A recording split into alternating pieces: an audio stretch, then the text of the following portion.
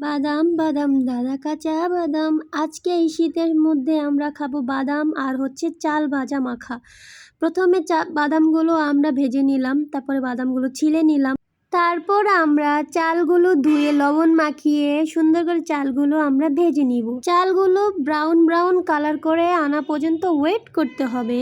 তারপরে আমরা একটা পেঁয়াজ নিব, পেঁয়াজগুলো আমরা চপ চপ করে কেটে নিব। চপ চপ চপ পেঁয়াজ কাটা হয়ে যাচ্ছে। পেঁয়াজ কাটা হয়ে গেলে আমরা কিছু কাঁচামরিচ নিব, কাঁচামরিচগুলো আমরা টুস করে কেটে নিব। টুস করে কাটা শেষ হলে ফুটন্ত টক বগানো তেলের মধ্যে আমরা এই টুস কাটা মরিচগুলো সুন্দর করে ভেজে নিব। হয়ে গেল আমাদের মরিচ ভাজা। এখন আমরা একটা প্লেটে বাদাম, চাল ভাজা, তারপর হচ্ছে ভেজে রাখা আমাদের কাঁচামরিচ, তারপরে দিয়ে দিব আমরা কাঁচা পেঁয়াজ দেওয়ার পরে আমরা স্পেশাল একটা জাপানিজ মশলা দিয়ে দিব। এটা হচ্ছে একটা ম্যাজিক মশলা, তার মধ্যে হচ্ছে গোলমরিচ, লবণ, হার্ব, চিলি ফ্লেক্স সব দেওয়া আছে। তারপরে হচ্ছে আমরা আচারি তেল দিব, আচারি তেলের মধ্যে হচ্ছে আচারি রসুন আছে। তারপর আমরা সুন্দর করে মেখে নেব।